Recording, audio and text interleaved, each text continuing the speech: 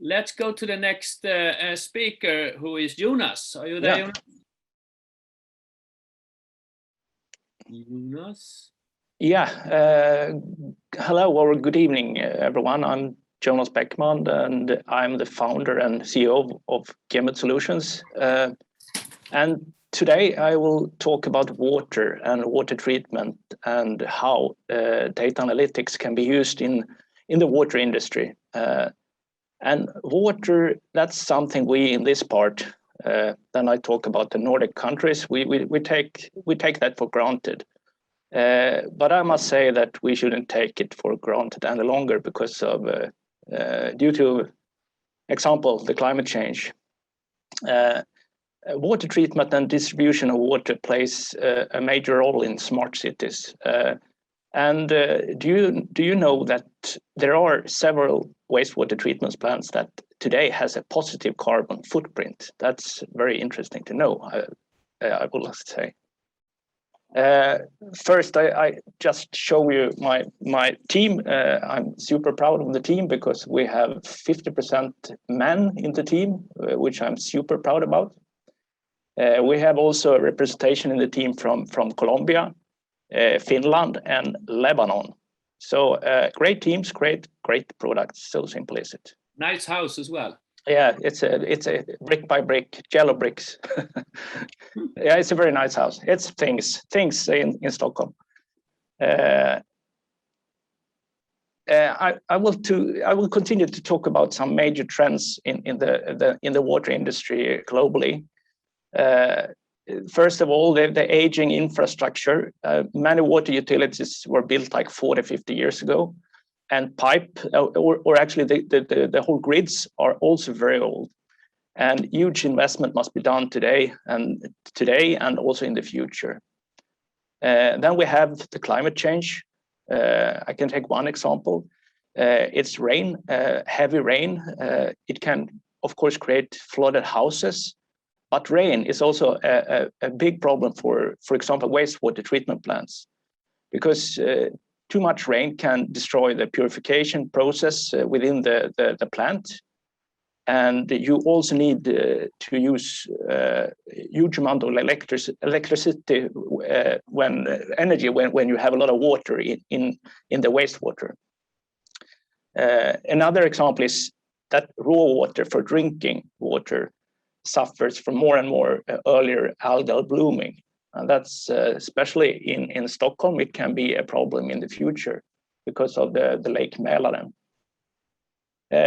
And cities are growing, and as you all know, we are soon 10 billion people on this earth. And of course, there are budget constraints when you do these investments. So you need to be smart and prioritize investments, make the right decision at the right time. Why do we exist on this earth? I mean, Gemit. We develop and deliver a user-friendly self-service data analytics platform called A-Curve. And our target group is different kind of engineers. It's process engineers, development engineers, environmental engineers. So don't mix us up with, for example, business intelligence tools like Microsoft Power BI, Tableau from IBM, or ClickView. And today we have a customer mainly in the water industry, but also biogas, and also some customers also in the steel industry. So we continue to actually talk about this platform. This is how A-Curve works. We create or have data pipelines to several different data sources. So example of data sources, it can be industrial databases, typical delivered by ABB, Siemens, General Electric. And they are collecting sensor data from the process. So in our system, the data can be both historical and real time. Other sources can also be, for example, the Swedish Meteo Institute, IoT platforms, and so on. So Acre read data from both on-premise sources and also from cloud-based sources. And it's up to the customer to decide which data sources Acre should connect to. And more, everything is tagified, so there is no need to write any code or something. And you don't need to be a data scientist to use Acre. And if we look into the functional blocks in Acre, we have the data cleansing and wrangling. And wrangling for us is that we collect data with different sampling times. So we need to wrangle the data so you can use it, use the data even if it's from different sources and different with different sampling time. And also the cleansing, that we can remove outliers and also repair signals if it is if you have a broken signal. Then we have also the reporting within Acre, because we have all the data that we can create both internal reports, but also report for governmental reports. You have also the possibility to collaborate within the system. It's very easy to share projects or dashboards. It is also easy to create virtual sensors. It can be a combination of a lot of different sensors together with mathematical expressions.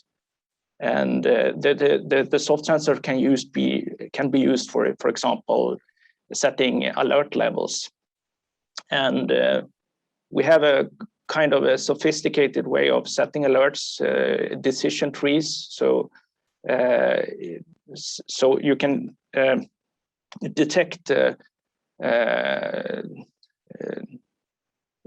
process behavior that you don't want to occur. Then you can have a very early warning before they actually occur. And you can of course do a lot of analytics within the platform without, as I told you before, you don't need to be a data scientist to actually to analyze things. And we have also the possibility to run machine learning models within the platform. And we serve also as a data. We feed digital twins. So the platform can feed digital twins as well. We have a stepwise approach when we're working with new customers. First, we solve this issue with the data collection with our data pipelines. So the data collection will be 100% automatic for the customer. And in the second step, we automate the extremely time-consuming reporting. And we can reduce the time and money up to 90%. And I mean, normally it's very competent people with extensive domain knowledge working with reporting, both internal and governmental. And so with automated reporting, we then release a huge amount of time so that the skilled and competent people can work with analysis and optimization. And the last step is working with AI and also digital twins. And some people think that they can jump from the first step to AI and machine learning, and that is not what we recommend at all. Here we have some customers, only known if you are in the Nordics, but Stockholm Water is the biggest supplier of water, and also they have also a huge wastewater treatment plant here in Stockholm. So altogether, we have customers serving 1.5 million people with water. We are super proud about that. And finally, I can give you some examples of use cases. We have, for example, a prediction model of the water consumption, and we can predict the consumption up to 2-3 days with very good precision. So the model is using, of course, historical and seasonality data, but also vacations, when is the Christmas and things like that. Everything is in the model, and also, of course, forecasts for weather forecasts from SMHI, the Swedish Meteo Institute. And I think time is running out, but we also connect with really advanced sensors, and they are measuring particles in the water using, for example, hologram and AI. We are not doing that, but we read out the result of the edge computing, and we other cases is also predict the maintenance, that you can predict before assets break down. It's very popular to use the platform for looking into sensor instability. I think I'm ready, and thank you for your attention. Great, thank you, Jonas. Really good. So let's see if we have any questions for it. Well, actually, you have a couple of customers who are available for you here, so I'll take care of that afterwards. So you got a couple of proposals. Proposals, yes. Yeah, for customers here. So we'll talk about that afterwards. Yeah. Thank you, Jonas.